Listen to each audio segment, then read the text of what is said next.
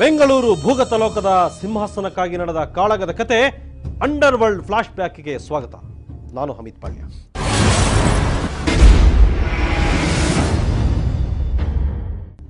ಅಂದಿನ ಮುಖ್ಯಮಂತ್ರಿ ದೇವರಾಜ್ ಅರಸು ಅವರ ಬೆಂಬಲ ಸಿಕ್ಕಿದೆ ಅನ್ನೋ ಏಕೈಕ ಕಾರಣಕ್ಕೆ ಕೊಬ್ಬಿದ ಮದ್ದಾನೆ ಆಡದಂತೆ ಆಡ್ತಾ ಇದ್ದ ಡಾನ್ ಜಯರಾಜ್ನ ಮೇಲೆ ತಿಗಳರಪೇಟೆ ಗೋಪಿ ನಡು ರಸ್ತೆಯಲ್ಲಿ ಮಚ್ಚು ಬೀಸಿದ್ದ. ಅದಕ್ಕೆ ಪ್ರತೀಕಾರವಾಗಿ ಜಯರಾಜ್ ಮ್ಯಾಜಿಸ್ಟ್ರೇಟ್ ಕೋರ್ಟ್ನಲ್ಲೇ ಗೋಪಿಯ ಹೊಟ್ಟೆಯೊಳಕ್ಕೆ ಚಾಕಿಡಿಸಿದ್ದ. ಎರಡೂ ಕೇಸ್ಗಳು ನಡೀತಾ ಇದ್ವು. 3 ವರ್ಷಗಳ ಕಾಲ ಕೇಸ್ ನಡೆದು ಸಾಕ್ಷಿಗಳು ಬರದೆ ಗೋಪಿ ಖುಲಾಸೆ ಆದ. ಆದರೆ ಜಯರಾಜ್ ಮಾಡಿದ್ದ ತಪ್ಪು ಅಷ್ಟು ಈಸಿಯಾಗಿ ಬಿಟ್ಟು ಬಿಡುವಂಥದ್ದು ಆಗಿರಲಿಲ್ಲ. ಹಾಡು ಹಗಲೇ ನಟ್ಟ ನಡುಕೋರ್ಟಿನಲ್ಲಿ ರಕ್ತಪಾತ. ಸ್ವತಂತ್ರ ಭಾರತದ ಇತಿಹಾಸದಲ್ಲಿ ಅದು ಮೊಟ್ಟ ಮೊದಲ ಘಟನೆ. ಅವತ್ತು ಜಯರಾಜ್ ಹೊಡೆದ ಏಟಿಗೆ ಗೋಪಿ ಏನಾದ್ರೂ ಸತ್ತುಗಿತ್ತು ಹೋಗಿದ್ರೆ ಈ ದೈತ್ಯನನ್ನ ಹಿಂದೆ ಮುಂದೆ ನೋಡದೆ ನೇಣುಗಂಬ ಹತ್ತಿಸ್ಬಿಡ್ತಿದ್ರೇನೋ. ಆದ್ರೆ ವಿಕ್ಟೋರಿಯಾ ಆಸ್ಪತ್ರೆಯ ಡಾಕ್ಟರ್ಗಳೇ ಬೆಚ್ಚಿ ಬೀಳುವಷ್ಟು ವೇಗವಾಗಿ ಗೋಪಿ ಹುಷಾರಾಗಿ ಎದ್ದು ಕುಂತು ಬಿಟ್ಟ. ಆ ಕಡೆ ಜಯರಾಜ್ ಜಾಮೀನು ಬೇಕು ಅಂತ ಸುಪ್ರೀಂ ಕೋರ್ಟ್ ತನಕ ಹೋದ. ಆ ಜಾಮೀನು ಅರ್ಜಿ ಹೈಕೋರ್ಟ್ಗೆ ಬಂದಾಗ ಜಡ್ಜ್ ಆಗಿದ್ದವರು ನೇಸರ್ಗಿಯವರು. ರಾಜ್ಯ ಮಹಿಳಾ ಹಕ್ಕು ಆಯೋಗದ ಮಾಜಿ ಅಧ್ಯಕ್ಷೆ ಎಕ್ಸ್-MLA ಪ್ರಮೀಳಾ ನೇಸರ್ಗಿಯವರಿದ್ದಾರಲ್ಲ, ಅವರ ಯಜಮಾನರು.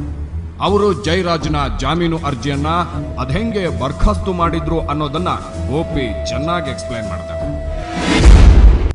ಪ್ರಮೀಳಾ ನೇಸರ್ಗಿ ಅವರ ಹಸ್ಬೆಂಡ್ ನೇಸರ್ಗಿ ಅಂತ ಅವರು ಹೈಕೋರ್ಟ್ನಲ್ಲಿ ಹೇಳಿದ್ರು, let Ram Jethmalani come and appear on behalf of this case, let Palkhivala come and appear on behalf of this case, no I don't let him out on bail ಅಂತ ಹೇಳಿಬಿಟ್ರು. ಯಾರು ರಾಮ್ ಜೇಠ್ಮಲಾನಿ ಎಲ್ಲ ಪಾಲ್ಕಿವಾಲಾ ಬಂದರೂ ನಾನು ಬಿಡೋದಿಲ್ಲ. ಇವರು ಮಾಡಿರೋದು they have the incidents has taken place in the temple of justice before the presiding officer when the session was on. They have converted the temple of justice into A butcher shop. Only the providence has saved the life of Gopi.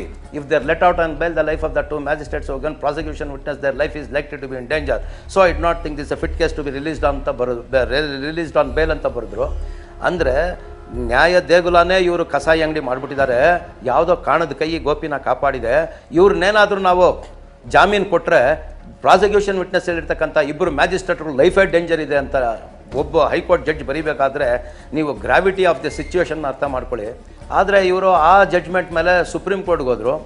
Retired chief justice of Calcutta ಹೈಕೋರ್ಟ್ನಲ್ಲಿ ಅವ್ರನ್ನ ಕರ್ಕೊಂಡೋಗಿ supreme ಕೋರ್ಟ್ನಲ್ಲಿ ಹೋಯ್ತಂತೆ. ಯಾಕೆಂದರೆ ಸ್ವತಂತ್ರ ಭಾರತದಲ್ಲಿ ಇದೇ first incidence ಕೋರ್ಟ್ನಲ್ಲಿ ನಡೆದಿರೋದು. ಸುಪ್ರೀಂ ಕೋರ್ಟ್ ಜಡ್ಜಸ್ ಹೇಳಿದ್ರಂತೆ, this is not the case for you to appear ಅಂದ್ರಂತೆ.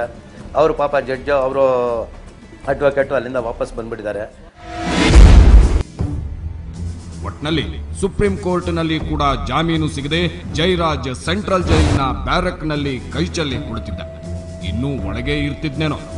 ಎಡವಟ್ಟು ಮಾಡಿದವರು ಅಲ್ಸೂರು ಗೇಟ್ ಪೊಲೀಸರು. ಇನ್ಸಿಡೆಂಟ್ ನಡೆದು 1 ವರ್ಷ ಆದ್ರೂ ಚಾರ್ಜ್ ಶೀಟ್ ಹಾಕಲಿಲ್ಲ. ಅದೊಂದೇ ಕಾರಣಕ್ಕೆ ಮತ್ತೆ ಜಾಮೀನು ಅರ್ಜಿ ಹಾಕಿದ ಡಾನ್. ಈ ಸಲ ಬೇಲ್ ಕೊಡೋದಿಲ್ಲ ಅಂತ ಹೇಳೋದಕ್ಕೆ ಕೋರ್ಟ್ಗೆ ಮುಖಾನೇ ಇರಲಿಲ್ಲ. ಈ ಕಡೆ ಗೋಪಿ ತನ್ನ ಪ್ರಾಣಕ್ಕೆ ಅಪಾಯ ಇದೆ ಅಂತ ಮ್ಯಾಜಿಸ್ಟ್ರೇಟ್ರಿಂದ ಹಿಡಿದು ರಾಷ್ಟ್ರಪತಿಗಳ ತನಕ ಕಂಡವರಿಗೆ ಪತ್ರ ಬರೆಯುತ್ತಿದ್ದ. ಪ್ರೈಮ್ ಮಿನಿಸ್ಟರ್ಗೆ, ಪ್ರೆಸಿಡೆಂಟ್ ಆಫ್ ಇಂಡಿಯಾಗೆ, CBI ಡೈರೆಕ್ಟರ್ಗಳಿಗೆ, ಇಲ್ಲಿ ಗವರ್ನರ್ಗೆ, ಯಾರಿಗೆ IGPಗಳಿಗೆ ಯಾರಿಗೂ ನಾವು ಲೆಕ್ಕನೆಲ್ಲ ನಾವು ಕೊಟ್ಟಿರೋ ರೆಪ್ರೆಸೆಂಟೇಷನ್ಗಳು. ಉಮಾಶಂಕರ್ ದೀಕ್ಷಿತ್ ಅಂತ ಗವರ್ನರ್ ಇದ್ದರು, ಅವ್ರಿಗೊಂದು ರೆಪ್ರೆಸೆಂಟೇಷನ್ ತಗೊಂಡು ಕೊಟ್ಟೆ, ಈ ಥರ ನಮ್ಮ ಲೈಫ್ ಡೇಂಜರ್ ಇದೆ ಕಾಪಾಡಿ ಅಂದರೆ, I am not a Mughal emperor to keep a bell outside and whoever comes and rings it to attend their complaints ಅಂದರು. ಗೋಪಿಗೆ ಸೆಕ್ಯೂರಿಟಿ ಕೊಡೋದಕ್ಕೆ ರಾಜ್ಯಪಾಲರು ನಿರಾಕರಿಸಿದ್ರೇನೋ. ಆದ್ರೆ ಅವತ್ತಿನ ಕಾಲಕ್ಕೆ ಬೆಂಗಳೂರಿನಲ್ಲಿದ್ದ ಅನೇಕ ಪೊಲೀಸ್ ಅಧಿಕಾರಿಗಳಿಗೆ ಹೆಂಗಾದ್ರೂ ಮಾಡಿ ಇವನೊಬ್ಬನನ್ನ ಬದುಕಿಸಿಕೊಂಡು ಬಿಡಬೇಕು ಅನ್ನೋ ಹಠ ಇತ್ತು. ಅದೆಂಥ ಬೆಂಗಾವಲಿನ ವ್ಯವಸ್ಥೆ ಮಾಡಿದ್ರು ಅಂತೀರಿ. ನನ್ನ ಮನೆ ಹತ್ರ 24 hours ಗನ್ಮನ್ಗಳನ್ನ ಹಾಕಿ ನಮಗೆ ಪ್ರೊಟೆಕ್ಷನ್ ಕೊಟ್ಟರು. ಇಷ್ಟೆಲ್ಲ ಇದ್ದಾಗಿನೂ ಕೂಡ ನಮ್ಮ ಹುಡುಗರು ಹೊರಗಡೆ ಬಂದ್ರೇನೆ ಅಟ್ಯಾಕ್ ಮಾಡಿ ಮೊಚ್ಚುಗಳನ್ನಲ್ಲಿ ಹೊಡಿಯೋರು. ಅವರು ರಿಸರ್ವ್ ವ್ಯಾನ್ ಇದ್ರು, ರಿಸರ್ವ್ ವ್ಯಾನ್ ಎದುರುಗಡೆನೇ ಹೊಡಿಯೋರು, ತಿಗಳರಪೇಟೆ ಒಳಗಡೆ ನುಗ್ಗಿ ಹೊಡಿಯೋರು.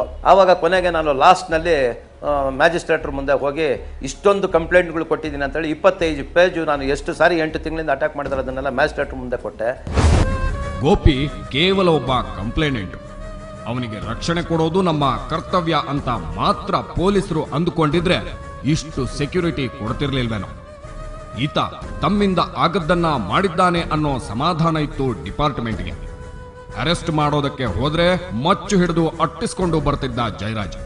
ಹಂಗೂ ಹಿಂಗೂ ಮಾಡಿ ಯಾವುದಾದ್ರೂ ಅಧಿಕಾರಿ ಈತನ ಹೆಗಲಿಗೆ ಕೈ ಹಚ್ಚಿದ ಅಂತಿಟ್ಕೊಳ್ಳಿ, ಮಾರನೇ ದಿನಾನೇ ದೇವರಾಜ್ ಅರಸುರಿಗೆ ಹೇಳಿ ನೀರು ಕೂಡ ಸಿಗದ ಜಾಗಕ್ಕೆ ಟ್ರಾನ್ಸ್ಫರ್ ಮಾಡಿಸ್ಬಿಡ್ತಿದ್ದ. ತನ್ನ ಗರೀಬಿ ಹಟಾವೋ ಪತ್ರಿಕೆಯಲ್ಲಿ ಖಾಕಿ ನಾಯಿಗಳು ಅಂತಾನೆ ಬರೀತಿದ್ದ. ಆ ಎಲ್ಲ ಅವಮಾನಗಳನ್ನ ಗೋಪಿಗೆ ಸೆಕ್ಯೂರಿಟಿ ಕೊಡೋದ್ರ ಮೂಲಕ ತೀರಿಸಿಕೊಂಡಿತ್ತು ಪೊಲೀಸ್ ಡಿಪಾರ್ಟ್ಮೆಂಟ್.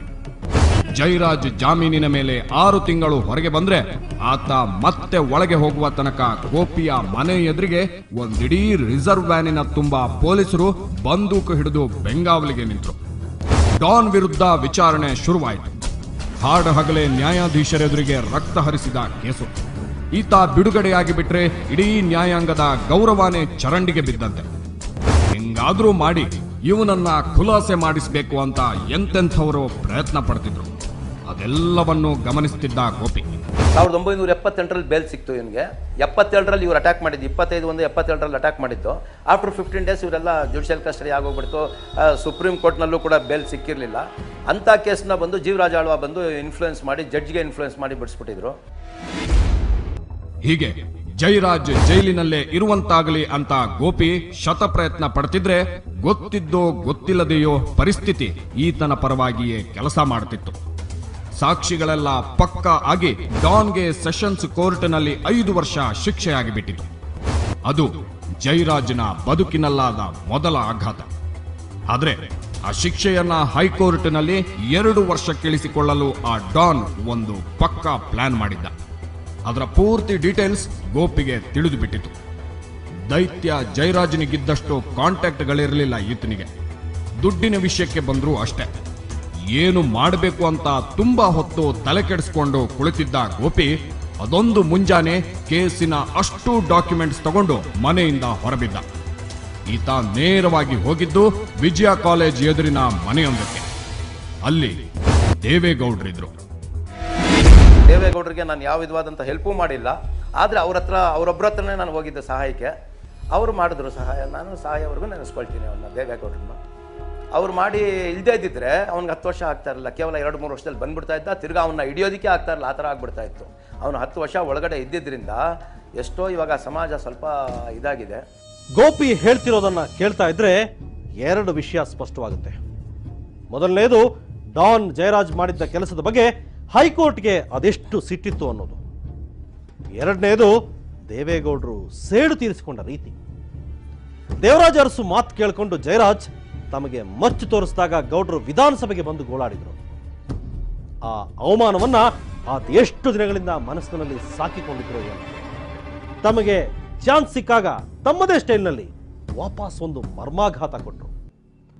ಅಷ್ಟು ದೊಡ್ಡ ಡಾನ್ಗೆ ಚಾಣಾಕ್ಷ ರಾಜಕಾರಣಿ ದೇವೇಗೌಡರ ಏಟು ತಾಳಿಕೊಳ್ಳೋದಕ್ಕೆ ಆಗಲಿಲ್ಲ.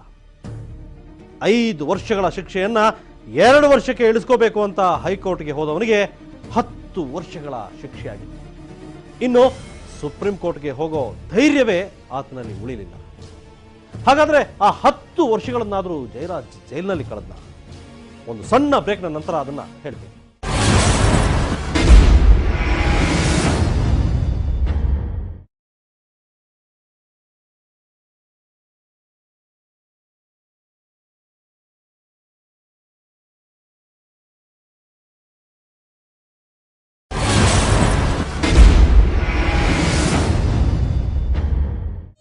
ದೊಡ್ಡ ತಾಕತ್ತು, ಕೈಯಲ್ಲೊಂದು ಪತ್ರಿಕೆ, ಬೆಂಬಲಕ್ಕೆ ಸ್ವತಃ ರಾಜ್ಯದ ಮುಖ್ಯಮಂತ್ರಿ.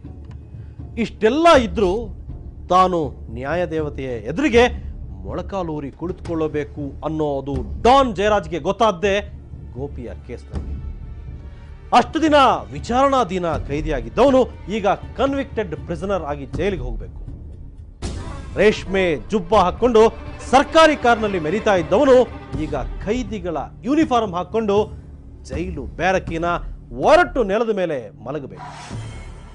ವಿಧಾನಸೌಧದ 3ನೇ ಮಹಡಿಯಲ್ಲಿ ಮುಖ್ಯಮಂತ್ರಿ ಚೇಂಬರ್ನಲ್ಲಿ ಕುಳಿತು IPS ಅಧಿಕಾರಿಯೊಬ್ಬರಿಂದ ಎಳನೀರು ತರಿಸಿಕೊಂಡು ಕುಡಿದಿದ್ದ ಡಾನ್ ಜಯರಾಜ್ ಈಗ ಸರತಿ ಸಾಲಿನಲ್ಲಿ ನಿಂತು ಅಲ್ಯೂಮಿನಿಯಂ ತಟ್ಟೆಯಲ್ಲಿ ರಾಗಿ ಮುದ್ದೆ ಸೊಪ್ಸಾರು ಹಾಕಿಸ್ಕೊಂಡು ತಿನ್ನಬೇಕಿತ್ತು. ಹಾಗಾದ್ರೆ ಆತ ನಿಜಕ್ಕೂ ಅಂಥದ್ದೊಂದು ಜೀವನ ಕಳೆದ? ಈ ಪ್ರಶ್ನೆ ಕೇಳಿದ್ರೆ ಒಬ್ಬೊಬ್ಬರು ಒಂದೊಂದು ರೀತಿಯ ಉತ್ತರ ಹೇಳ್ತಾರೆ. ಜಯರಾಜ್ಗೆ ಏನಿಲ್ಲ, ಕ್ಲೀನಾಗಿದ್ದರು. ಆದ್ರೂ ದುಡ್ಡು ಊರು ತಲೆ ಹೊಡೆದು ದುಡ್ಡು ಜಾಸ್ತಿ ಇತ್ತು. ಅದರಿಂದ ಅವರಿಗೆ ಅಡ್ಮಿಟ್ ಮಾಡ್ಕೊಂಡ್ರು ಹಾಸ್ಪಿಟ್ಲಲ್ಲಿ. 1 ತಿಂಗಳು ಅಂದರೆ 1 ತಿಂಗಳು, 5 ತಿಂಗಳು ಅಂದರೆ 5 ತಿಂಗಳು ಹಾಸ್ಪಿಟ್ಲು. ಇವರು ಜಯರಾಜ್ ಹಾಸ್ಪಿಟ್ಲಲ್ಲಿ ಇದ್ಕೊಂಡು ಎಲ್ಲ ಮಾಸ್ಟರ್ ಪ್ಲ್ಯಾನ್ ಮಾಡೋರು. ಇವನು ಆ ಕಾಲದಲ್ಲಿ 10 ರೂಪಾಯಿ ಹೈಯೆಸ್ಟ್ ವಾರ್ಡು ವಿಕ್ಟೋರಿಯಾ ಹಾಸ್ಪಿಟ್ಲಲ್ಲಿ. ಈತನ ಅರಸು ಮೀಟ್ ಮಾಡಬೇಕಾದ್ರೆ ಹೇಗೆ ಮೀಟ್ ಮಾಡೋಕ್ಕಾಗ್ತದೆ? ಒಬ್ಬ ಚೀಫ್ ಮಿನಿಸ್ಟ್ರು ಹೋಗಿ ಮೀಟ್ ಮಾಡಿದ್ರೆ ಅದು ತಪ್ಪಾಗುತ್ತೆ ಅಂತೇಳಿ ಅರಸು ವೈಫ್ ಬಂದು ಇವನು ರೂಮ್ ಎದುರುಗಡೆನೇ ಒಂದು ರೂಮ್ ತಗೊಂಡು ಅಲ್ಲಿ ಅಡ್ಮಿಟ್ ಆಗಿ ಆಕೆನ ನೋಡೋ ಹಾಗೆ ಅರಸು ಅಲ್ಲಿಗೆ ಬಂದಾಗ ಇವನು ಹೋಗಿ ಅಪ್ಪಾಜಿ ಅಂತ ಕಾಲು ಮುಗಿತಾ ಇರ್ತಾರೆ. ಹಿಂಗಿತ್ತು ಜಯರಾಜನ ಜೈಲು ಜೀವನ. ಆ ಕಡೆ ಈ ಡಾನ್ ತನಗೆ ಸಿಕ್ಕ ಐಷಾರಾಮವನ್ನ ಅನುಭವಿಸ್ತಾ ಜೈಲಲ್ಲಿ ಕುಳಿತಿದ್ರೆ, ಈ ಕಡೆ ಬೆಂಗಳೂರು ತುಂಬಾ ಕೊತ್ವಾಲ್ ರಾಮಚಂದ್ರನ ಹಾವಳಿ. ಅದೊಂದು ಸಲ ಬೆಂಗಳೂರಿಗೆ ಬಂದು ಮಚ್ಚು ಕೈಗೆತ್ತಿಕೊಂಡಿದ್ದ. ಆಗ ಪೊಲೀಸರು ಅದ್ಯಾವ ಪರಿ ಈತನನ್ನ ಬೆನ್ನತ್ತಿ ಬಡಿದ್ರೆ ಅಂದ್ರೆ ಇಲ್ಲೇ ಇದ್ರೆ ಹೊಡೆದಾಕ್ತಾರೆ ಅಂತ ಹೆದರಿದ ಕೊತ್ವಾಲ್ ರಾತ್ರೋರಾತ್ರಿ ಶಿವಮೊಗ್ಗಕ್ಕೆ ವಾಪಸ್ ಹೋಗಿ ಅಂಗಡಿ ಮಾಡ್ಕೊಂಡಿದ್ದ.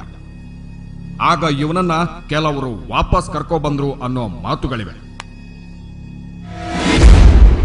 ಚಿಕ್ಕಮಗಳೂರು ಎಲೆಕ್ಷನ್ನಲ್ಲಿ ಬೇಕಾಗಿತ್ತು ಅಂತೇಳಿ BK ಹರಿಪ್ರಸಾದ್, ಕೆಲವು ಕಾಂಗ್ರೆಸ್ ಲೀಡರ್ಗಳಿದ್ದಾರೆ, LL ಮೂರ್ತಿ, ಕೆಲವು ಲೀಡರ್ಗಳು ಹೋಗಿ ಕೊತ್ವಾಲ್ ಬೇಕು ಫೇಸ್ ಮಾಡೋಕ್ಕೆ ಚಿಕ್ಕಮಗಳೂರು ಬೇಕಂತೇಳಿ ಕಾರಣಕ್ಕೋಸ್ಕರ ಶಿವಮೊಗ್ಗದಿಂದ ಕಳ್ಕೊಂಬೋದು. ಕೊತ್ವಾಲು ಬೆಂಗಳೂರಲ್ಲಿ ಇರ್ತಾರೆ. ಆ ಸಣ್ಣ ಪುಟ್ಟನ ಕೇಸ್ ಬೇಜಾರಿಗೆ ಅವರು ವಾಪಸ್ ಇದಕ್ಕೆ ಹೋಗ್ಬಿಟ್ಟಿರ್ತಾರೆ, ಅಲ್ಲಿಗೆ ಶಿವಮೊಗ್ಗಕ್ಕೆ ವಾಪಸ್ಸು ಅಂಗಡಿ ಮಾಡ್ಕೊಂಡಿರ್ತಾರೆ. ಅಲ್ಲಿ ಕರ್ಕೊಂಬಂದು ತಿರುಗಿ ಇಲ್ಲಿ ಬೆಳೆಸ್ತಾರೆ ಕೋದಂಡರಾಮಪುರದೊಳಗೆ. ಆ ಎಲೆಕ್ಷನ್ ಯೂಸ್ ಮಾಡ್ಕೊಂತಾರೆ ಕೋದಂಡರಾಮಪುರದಲ್ಲಿ ಸ್ಟ್ರಾಂಗು ಮತ್ತು ಇವನು ಆ ಟೈಮಲ್ಲಿ ಜಯರಾಜು ಜೈಲೊಳಗಿರ್ತಾರೆ, ಪೊಲಿಟಿಕಲ್ ಯೂಸ್ ಮಾಡ್ಕೊಂತಾರೆ. ಹಾಗೆ ರಾಜಕಾರಣಿಗಳ ಬೆಂಬಲ ಸಿಕ್ಕ ಮೇಲೆ ನಾನು ಜಯರಾಜನ ಸ್ಥಾನ ತುಂಬಬಲ್ಲೆ ಅನ್ನೋ ಭ್ರಮೆ ಶುರುವಾಗಿ ಬಿಟ್ಟಿತ್ತು ಕೊತ್ವಾಲನಿಗೆ. ಯಾವಾಗ ಆಯಿಲ್ ಕುಮಾರ ಮಾಮೂಲು ಕೊಡೋದಕ್ಕೆ ಶುರು ಮಾಡಿದ್ನೋ ಇವನ ಕದರೆ ಬದಲಾಗಿ ಹೋಯಿತು. ಈ ಮೈಸೂರು ಬ್ಯಾಂಕ್ನಿಂದ ಚಾಲುಕ್ಯ ಸರ್ಕಲ್ ಕಡೆ ಹೋಗುವ ರೋಡ್ನಲ್ಲಿ ಬೆಂಗಳೂರು ಯೂನಿವರ್ಸಿಟಿಯ ಸೆಂಟ್ರಲ್ ಕ್ಯಾಂಪಸ್ ಬರುತ್ತೆ ಗೊತ್ತಲ್ಲ. ಅಲ್ಲಿ ಲೆಫ್ಟ್ ಸೈಡ್ನಲ್ಲಿ ಜರ್ನಲಿಸಂ ಡಿಪಾರ್ಟ್ಮೆಂಟ್ ಇದೆ. ಅದನ್ನ ದಾಟಿಕೊಂಡು ಇನ್ನೂ ಮುಂದೆ ಹೋದ್ರೆ ಎಡಗಡೆನೆ ಕಾವೇರಿ ಭವನ ಗವರ್ಮೆಂಟ್ ಗೆಸ್ಟ್ ಹೌಸ್ ಸಿಗುತ್ತೆ. ಈ ಗೆಸ್ಟ್ ಹೌಸ್ ಯಾರ್ಯಾರೋ MLAಗಳು 3 ರೂಮ್ ಆಕ್ರಮಿಸಿಕೊಂಡಿದ್ದ ಕೊತ್ವಾಲ್ ಈ ಗೆಸ್ಟ್ ಹೌಸ್ ಅನ್ನೇ ತನ್ನ ಆಫೀಸ್ ಮಾಡ್ಕೊಂಡಿದ್ದ. ಇಲ್ಲಿ ನಡೀತಿತ್ತು ಇವನ ಒಡ್ಡೋಲಗ. ದಿನ ಹಿಂಗೆ 5-6 ಜನಕ್ಕೆ ಮಾರ್ಕ್ ಆಗ್ತಾ ಇದ್ರೆ ನಮ್ ಮಾರ್ಕೆಟ್ ರೇಟ್ ಏರ್ತಾ ಇರುತ್ತೆ ಶೆಟ್ಟಿ. ವಸೂಲಾಗೋ ದುಡ್ಡಲ್ಲಿ 40% ನಮಗೆ. ಆಗ್ಲಿ ಸರ್. ಅಲ್ಲಿ ಕೊತ್ವಾಲ್ನ ಹಿಂದೆ ಶೆಟ್ಟಿ ಅನ್ನೋನೊಬ್ಬ ಇದ್ದ, ನೆನಪಿದ್ಯಾ? ಶಿವಮೊಗ್ಗ ಕೃಷ್ಣಮೂರ್ತಿ, ಹುಳಿ ಮಾವ್ ನಾಗ.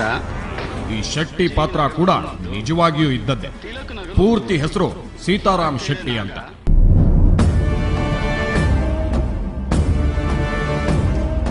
ಇದ್ಯಾಕೆ ಮುಖ ತೋರಿಸ್ತಿಲ್ಲ ಅಂತ ಮಾತ್ರ ದಯವಿಟ್ಟು ಕೇಳಬೇಡಿ. ಒಂದ್ಯಾವುದೋ ಕಾಲದಲ್ಲಿ ಅನಿವಾರ್ಯವಾಗಿ ಕೊತ್ವಾಲನ ಸಹಾಯ ಕೇಳಿಕೊಂಡು ಬಂದು ಕೊನೆಗೆ ಅವನ ಜೊತೆಗೆ ಇರಬೇಕಾದ ಪರಿಸ್ಥಿತಿಗೆ ಬಂದು ಕೊತ್ವಾಲನಿಂದ ಅನುಭವಿಸಬಾರದ ಅವಮಾನಗಳನ್ನೆಲ್ಲ ಅನುಭವಿಸಿ ಕೊನೆಗೆ ಆತನನ್ನ ಕೊಂದು ಮುಗಿಸಿದ ಸೀತಾರಾಮ್ ಶೆಟ್ರಿಗೆ ಸುಮ್ಮನೆ ಕೂಡ ಅದನ್ನ ನೆನಪು ಮಾಡಿಕೊಳ್ಳುವುದು ಬೇಕಾಗಿಲ್ಲ. ಅವರು ಈಗ ಅದೆಲ್ಲವನ್ನ ಮರೆತು ಒಂದು ಸಣ್ಣ ಹೋಟೆಲ್ ನಡೆಸ್ತಾ ನೆಮ್ಮದಿಯಾಗಿದ್ದಾರೆ. ಇವರಿಗೆ 4 ಜನ ತಮ್ಮನ್ನ ಕೊತ್ವಾಲ್ನ ಹಂತಕ ಅಂತ ಗುರುತಿಸುವುದು ಬೇಡ ಅನ್ನೋದೊಂದೇ ಆಸೆ. ಅಲ್ಲ, ಎಲ್ಲಾ ಚಾರಣರು ನೀವು ಸುವರ್ಣದವರು ಬಂದಿದ್ರು, ಪ್ರತಿಯೊಬ್ಬರು ಬಂದಿದ್ರು. ನಾವು ಫೀಲ್ಡ್ ಬಿಟ್ಟುಬಿಟ್ಟಿದೀವಿ, ನಮ್ಗೆ ಬೇಡ, ಹೆಸರು ಬೇಡ. ನಮ್ಮ ಮಕ್ಕಳೆಲ್ಲ ಪ್ರಾಯಕ್ಕೆ ಬಂದ್ಬಿಟ್ಟಿದ್ದಾರೆ, ಎಲ್ಲ ಹೆಣ್ಮಕ್ಳು ಇರೋದು. ನಾವು ದೊಡ್ಡ ಫ್ಯಾಮಿಲಿ ಅಲ್ಲ. ನಾನು ಮೊದಲೇ ಹೇಳ್ಬಿಡ್ತೀನಿ ನಿಮ್ಗೆ, ಸುಮ್ಮನೆ ಟೈಮ್ ಹೇಳ್ಕೊಳ್ಳೋಣ. ದೊಡ್ಡ ಫ್ಯಾಮಿಲಿ. ನಮ್ಮ ಮನೆಯಲ್ಲಿ 10 ಜನರಲ್ಲಿ 8 ಜನ ರ್ಯಾಂಕ್ ಸ್ಟೂಡೆಂಟು. ಸ್ವಲ್ಪ ಎಫೆಕ್ಟ್ ಆದರೆ ಫ್ಯಾಮಿಲಿ ಪ್ರಾಬ್ಲಮ್ ಆಗ್ಬಿಡ್ತದೆ. ನಾವು ಅದೇ ಕಾರಣದಿಂದ ಫೀಲ್ಡೇ ಬಿಟ್ಬಿಟ್ಟಿದ್ದೀವಿ. ಫೀಲ್ಡ್ ಬಿಟ್ಟಿದ್ದೀನಿ ಅನ್ನೋ ತುಂಬಾ ಜನ ರೌಡಿಗಳನ್ನ ನಾವು ನೋಡಿದ್ದೀವಿ. ಆದ್ರೆ ಶೆಟ್ರದು ಅಂಥ ಆಷಾಢಭೂತಿತನ ಅಲ್ಲ. ಇವತ್ತಿಗೂ ನೀವು ಅವರ ಹೋಟೆಲ್ಗೆ ಹೋಗಿ ಕುಳಿತರೆ ಟಿಪಿಕಲ್ ಶೆಟ್ಟಿಗಳು ನಡೆಸೋ ಹೋಟೆಲ್ಗೆ ಹೋದಂತಾಗುತ್ತದೆ ಹೊರತು ಅಲ್ಲಿ ಅಂಡರ್ ವರ್ಲ್ಡ್ನ ಗಂಧವೂ ಇಲ್ಲ, ಗಾಳಿಯೂ ಇಲ್ಲ. ಒಬ್ಬ ಕೊತ್ವಾಲನ ತಲೆ ಮೇಲೆ ಕಲ್ಲು ಎತ್ತಾಕಿದ್ದು ಬಿಟ್ರೆ ಸೀತಾರಾಮ್ ಶೆಟ್ರು ತಮ್ಮ ಬದುಕಿನಲ್ಲಿ ಮತ್ಯಾರನ್ನಾದ್ರೂ ಸುಮ್ಮನೆ ಗದರಿಸಿದ್ದಾರೋ ಇಲ್ವ? ಇಂಥ ಇವರನ್ನ ಆ ಕಾಲದಲ್ಲಿ ಕೊತ್ವಾಲ್ ರಾಮಚಂದ್ರ ತುಂಬಾ ನಂಬಿದ್ದ. ನಮಗೂ ಈ ಕೊತ್ವಾಲಿಗೆ ನಾವು ಮರ್ಡರ್ ಮಾಡಿದ್ವಿ ಅನ್ನೋ ಭಾವನೆ ಬರಲ್ಲ. ನಾವು ಅಷ್ಟು ಆತ್ಮೀಯರಾಗಿತ್ತು. ಮತ್ತು ಅವ್ರ ಫ್ಯಾಮಿಲಿನೂ ಅಷ್ಟೇ, ಅವರಿಗೆ ಇವ್ರಿಗಿಂತ ನನ್ನ ಮೇಲೆ ಆಸೆ ಜಾಸ್ತಿ ಇತ್ತು. ಹಿಂಗಿದ್ರು ಕೊತ್ವಾಲ್ ಮತ್ತು ಸೀತಾರಾಮ್ ಶೆಟ್ಟಿ ಇವರೊಬ್ಬರನ್ನ ಬಿಟ್ರೆ ಆತ ತನ್ನ ಸ್ವಂತ ಹೆಂಡತಿಯರನ್ನು ಪೂರ್ತಿಯಾಗಿ ನಂಬಲಿಲ್ಲ. ಆಯಿಲ್ ಕುಮಾರ್ನ ಹತ್ರ ಹೋಗಿ ಹಫ್ತಾ ಕಲೆಕ್ಟ್ ಮಾಡಿಕೊಂಡು ಬರೋದ್ರಿಂದ ಹಿಡಿದು ಸಣ್ಣ ಪುಟ್ಟ ಡೀಲ್ಗಳನ್ನ ಮಾತಾಡಿ ಮುಗಿಸೋದ್ರ ತನಕ ಎಲ್ಲವನ್ನೂ ಸಂಭಾಳಿಸ್ತಿದ್ದವರೇ ಶೆಟ್ರು.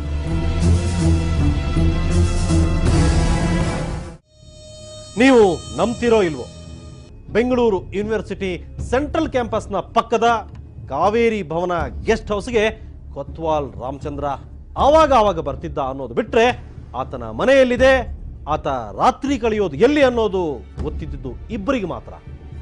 ಅವರ ಪೈಕಿ ಒಬ್ಳು ಕೊತ್ವಾಲ್ನ ಹೆಂಡತಿ, ಇನ್ನೊಬ್ರು ಸೀತಾರಾಮ್ ಶೆಟ್ರು. ಕೊತ್ವಾಲ್ ರಾಮಚಂದ್ರನ ಅಡಗುದಾಣ ಕಮ್ಮ ಮನೆ ಇಂದ್ರಾನಗರದಲ್ಲಿತ್ತು. ಅಲ್ಲಿಗೆ ಆತ ಯಾವಾಗ ಬರ್ತಾನೆ ಯಾವಾಗ ಹೋಗ್ತಾನೆ ಅನ್ನೋದು ಯಾರಂದ್ರೆ ಯಾರಿಗೂ ಗೊತ್ತಾಗ್ತಿರ್ಲಿಲ್ಲ. ಅದು ಹೆಂಗೆ ಕೊತ್ವಾಲ್ ಅಷ್ಟೊಂದು ರಹಸ್ಯ ಕಾಪಾಡ್ಕೊಂಡು ಬರ್ತಿದ್ದ ಅನ್ನೋದನ್ನ ಹೇಳಿದ್ರೆ ಆತನ ವ್ಯಕ್ತಿತ್ವ ಇನ್ನಷ್ಟು ಕರೆಕ್ಟ್ ಆಗಿ ಅರ್ಥ ಆಗುತ್ತೆ. ಅದರ ಬಗ್ಗೆ ಎಸಿಪಿ ಅಶೋಕ್ ಕುಮಾರ್ ಮತ್ತು ನಿವೃತ್ತ ಎಸಿಪಿ ಸಂಗ್ರಾಮ್ ಸಿಂಗ್ ತುಂಬಾ ಸ್ವಾರಸ್ಯಕರವಾಗಿ ಮಾತಾಡಿದ್ದಾರೆ. ಒಂದು ಸಣ್ಣ ಬ್ರೇಕ್ ನಂತರ ಆ ವಿಷಯ ಹೇಳ್ತೀನಿ.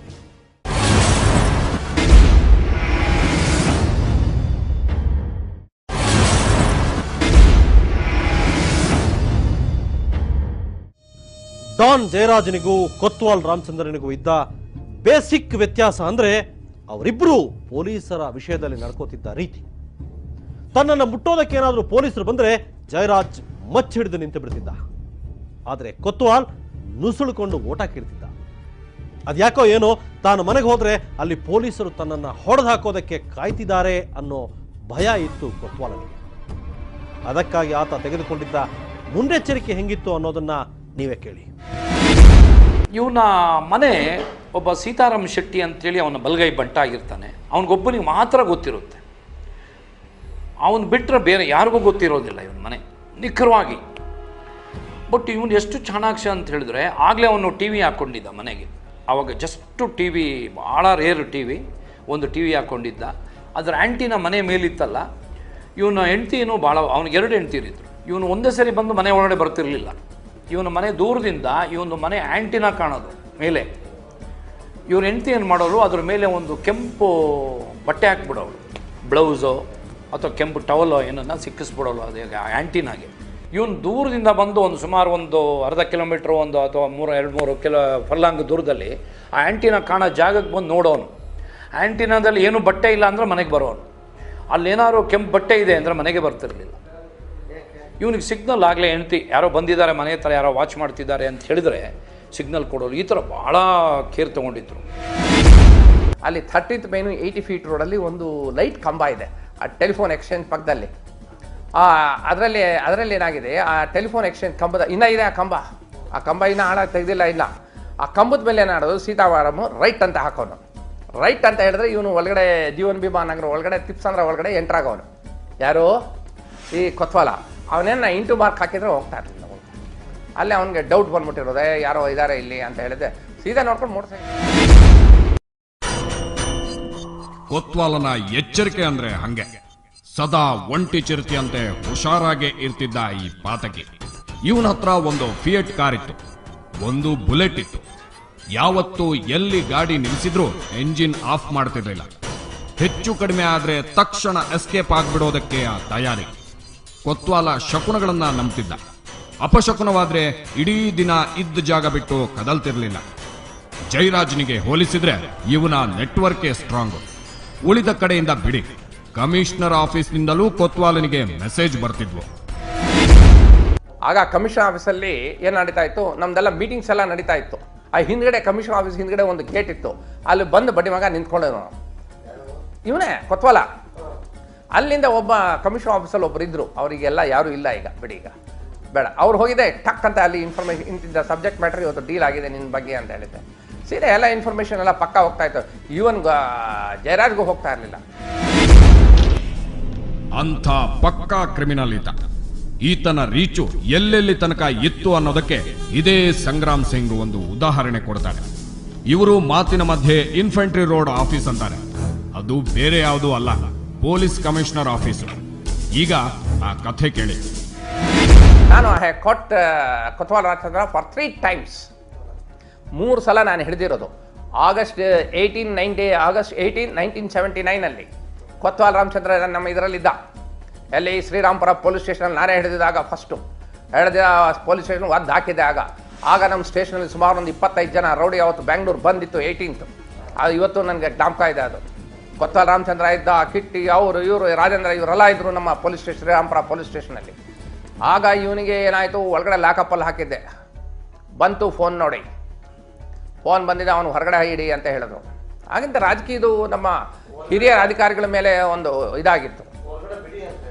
ಅವನಿಗೆ ಲಾಕಪ್ಪಲ್ಲಿ ಹಾಕ್ಬಿಡಿ, ಹೊರಗಡೆ ಇಡಿ, ನೆಕ್ಸ್ಟ್ ಬರ್ತಾರೆ ಒಬ್ಬರು, ನೆಕ್ಸ್ಟ್ ನಿಮಗೆ ಇನ್ಸ್ಟ್ರಕ್ಷನ್ಸ್ ಕೊಡ್ತಾರೆ ಅಂತ ಹೇಳಿದ್ದೆ. ಬಂತು ಫೋನು, ಇನ್ಫೆಂಟ್ರಿ ರೋಡಿಂದ ಬಂತು. ಇನ್ಫೆಂಟ್ರಿ ರೋಡಲ್ಲಿ ಇರೋದು ಒಂದೇ ಒಂದು ಆಫೀಸು, ಅಲ್ಲಿಂದ ಬಂತು ಮೆಸೇಜ್. ಬಂದಿದ ತಕ್ಷಣ ಆಯಿತು ಅಂತ ಹೇಳಿದ್ರೆ ನಾವು ಹೊರಗಡೆ ತೆಗೆದೆ. ಆಯ್ತು ತೆಗೆದು ಹೋಗಿ ರೈಟ್ ರೂಮಲ್ಲಿ ಕೂತ್ಕೊ ಅಂತ ಹೇಳಿದ್ದೆ. ಏನು ಮಾಡಿದ್ದೀರ ಅಂತ ರೈಟ್ ರೂಮಲ್ಲಿ ಕೂರಿಸಿದ್ದೀನಿ ಅಂತ ಹೇಳಿದೆ. ಆಯಿತು ಇದ್ದ. ಅಲ್ಲಿಂದ ಏನಾಯಿತು, ನೆಕ್ಸ್ಟ್ ಬಂದೇ ಬಿಡ್ತು, ಒಂದು ಜೀಪ್ ACB ಬಂದೇ ಬಿಟ್ರು. ಏನಾಯಿತು ಅಂತ ಹೇಳಿದ್ರೆ ಅಷ್ಟೊತ್ತಿಗೆ ಏನಿಲ್ಲ ಸರ್, ಎಲ್ಲ ಇದನ್ನು ಒಳಗಡೆ ಕೂರಿಸಿದ್ದೀವಿ ಅಂತ ಹೇಳಿದ್ರು. ಬಿಡಿ ಅಂತ ಹೇಳಿದ್ರು. ಆಗ ಬಿಟ್ಟು ಕಳಿಸಿದ್ದ ಅವರು.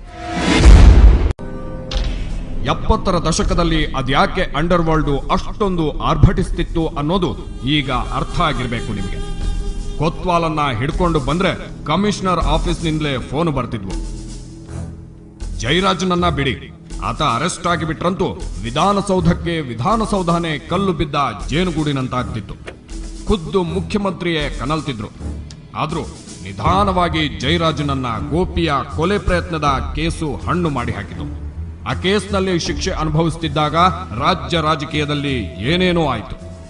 ಗುಂಡೂರಾಯರು ರಾಜ್ಯದ ಮುಖ್ಯಮಂತ್ರಿ ಆದ್ರು. ದೇವರಾಜ ಅರಸು ವಿರೋಧ ಪಕ್ಷದ ನಾಯಕ. ಅದು ಕೂಡ 2 ವರ್ಷ. 1980ರಲ್ಲಿ ಅವರು ತೀರಿಕೊಂಡು ಬಿಟ್ರು. ಅವು ಈ ಭೂಗತ ದೊರೆಯ ಪಾಲಿಗೆ ದುರ್ದಿನಗಳು. ಆದ್ರೆ ಕೊತ್ವಾಲ್ ರಾಮಚಂದ್ರನ ಪಾಲಿಗೆ ಅದು ಸುವರ್ಣ ಕಾಲ. ಆತ ಸಣ್ಣ ಪುಟ್ಟ ಡೀಲುಗಳನ್ನ ಮಾಡಿಸೋದು, ಆಯಿಲ್ ಮಾಫಿಯಾದ ಮಾಮೂಲು ವಸೂಲಿ ಮಾಡಿಕೊಳ್ಳೋದ್ರಿಂದ ಹಿಡಿದು ವಿಧಾನಸೌಧದಲ್ಲಿನ ಅಂದಿನ ಮುಖ್ಯಮಂತ್ರಿ ರಾಮಕೃಷ್ಣ ಹೆಗಡೆಯವರ ಕೊರಳಿಗೆ ಮಚ್ಚಿಟ್ಟಿದ್ದರ ತನಕ ಎಲ್ಲವನ್ನೂ ಮಾಡಿದ್ದು ಆ ಕಾಲಘಟ್ಟದಲ್ಲೇ. ಹಿಂಗಿತ್ತು ಕೊತ್ವಾಲನ ಮೆರೆದಾಟ. ಆ ಕಡೆ ಡಾನ್ ಜಯರಾಜ್ ಜೈಲಲ್ಲಿ ಕುಂತು ಬಿಡುಗಡೆಯಾಗುವ ದಿನ ಎಣಿಸ್ತಾ ಇದ್ರೆ, ಈ ಕಡೆ ಕೊತ್ವಾಲ ಆಯಿಲ್ ಮಾಫಿಯಾದ ದುಡ್ಡು, ಕೆಲ ರಾಜಕಾರಣಿಗಳ ಸಪೋರ್ಟ್ ಇಟ್ಕೊಂಡು ಬೆಂಗಳೂರೇ ತನ್ನದು ಅನ್ನೋ ಹಂಗಾರ್ತಿದ್ದ. ಇವರಿಬ್ಬರ ನಡುವೆ ಅಸಲಿ ಕದನ ಶುರುವಾದದ್ದು ಜಯರಾಜ್ ಶಿಕ್ಷೆ ಮುಗಿಸಿ ಹೊರಗೆ ಬಂದ ನಂತರನೇ. ಒಬ್ಬ ವಕೀಲನ ಮೂಲಕ ಆಯಿಲ್ ಕುಮಾರ್ನಿಗೆ ಸಣ್ಣದೊಂದು ಸಂದೇಶ ಕಳಿಸಿದ ಜಯರಾಜ್ ಇಡೀ ಆಯಿಲ್ ಮಾಫಿಯಾವನ್ನ ತನ್ನ ಹಿಡಿತಕ್ಕೆ ತೆಗೆದುಕೊಂಡ್ಬಿಟ್ಟ. ಆ ವಿವರಗಳನ್ನ ಕೇಳಿದ್ರೆ ಮೈಯಲ್ಲಿನ ಕೂದಲೆಲ್ಲ ನೆಟ್ಟಗಾಗುತ್ತವೆ. ನೆಕ್ಸ್ಟ್ ಎಪಿಸೋಡ್ನಲ್ಲಿ ಅದನ್ನೆಲ್ಲ ಹೇಳ್ತೀನಿ, ಮಿಸ್ ಮಾಡ್ಕೊಳ್ಳದೆ ನೋಡಿ. ಕ್ಷಣ ಕ್ಷಣದ ಸುದ್ದಿಗಾಗಿ ನೋಡ್ತಾ ಇರಿ ಸುವರ್ಣ ನ್ಯೂಸ್ 24/7.